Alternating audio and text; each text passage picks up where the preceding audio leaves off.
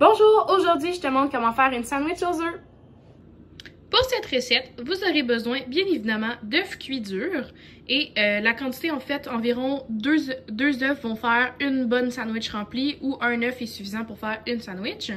Comme ingrédients, autres que des œufs, on va avoir besoin de mayonnaise, de la moutarde qui est optionnelle, c'est selon vos goûts, du sel au céleri, du sel à l'oignon qui sont eux aussi optionnels selon vos goûts, du sel, du poivre idéalement et finalement du pain.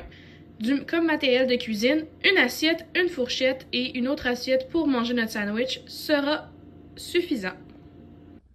La première étape, c'est de s'assurer d'avoir les mains propres et un espace de travail propre et rangé. Donc la première étape, c'est de préparer nos œufs. Donc on va venir couper nos œufs en deux comme ça. Puis ensuite, lorsque c'est fait, on va venir les piler grâce à notre fourchette.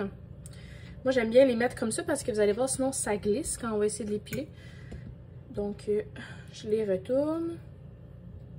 On peut même déjà les couper en fait comme ça en deux. Là, ça va vraiment faciliter le pilage avec notre fourchette.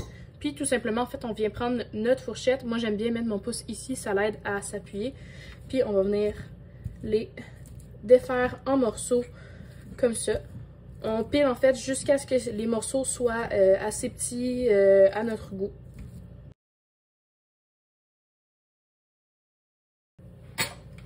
Ensuite, quand c'est pilé à notre goût, on va venir ajouter de la mayonnaise. Là, moi, prenez en compte que j'ai 5 œufs, donc je vais quand même en mettre beaucoup.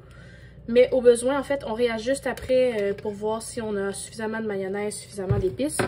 Donc, il n'y a pas de stress si vous pensez en mettre pas assez ou évidemment, on est mieux d'en mettre moins que trop. Ensuite, on ajouterait la moutarde si vous en voulez. Pour un ratio par rapport à la mayonnaise, moi je mets environ le quart de moutarde de la quantité de mayo que je mets. Aujourd'hui, j'en mettrai pas parce que je cuisine ça pour quelqu'un qui aime pas ça. Ensuite, on va venir l'épicer avec sel, poivre selon vos goûts. Moi j'aime bien le poivre, donc comme je l'ai dit dans plusieurs autres capsules, donc j'en mets beaucoup. Sel, ça peut être optionnel si vous mettez du sel à l'oignon. Donc, comme je vais mettre du sel à l'oignon, je vais ne pas mettre de sel régulier. Et là, mon pot d'épices coule facilement, donc j'en mets dans ma main. Et je vais venir saupoudrer de sel. Ça, c'était mon sel d'oignon. Ça rajoute un petit peu un goût d'oignon. Donc, parfois, si on n'a pas le temps de se couper des oignons comme moi aujourd'hui ou du céleri, mais le sel d'oignon et le sel de céleri vont vraiment venir bien balancer le goût que ça va faire. Donc là, moi, j'aime aussi beaucoup le sel de céleri. Donc, c'est pour ça que j'en ai beaucoup. Puis ensuite, on mélange avec notre fourchette.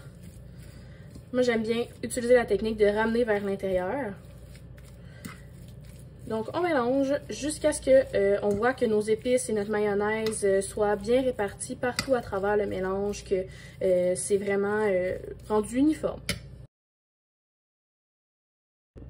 Donc, une fois que c'est fait, on goûte et on voit si on aime le goût de notre mélange. Au besoin, on remet mayonnaise, sel, poivre, moutarde, etc. pour que ça soit vraiment à notre goût. Ensuite, on va venir tout simplement prendre du mélange et l'étaler sur une tranche de pain ou dans un pain pita, un wrap, bref, ça dépend comment vous voulez manger votre mélange d'œufs. Donc on l'étale. Et voilà.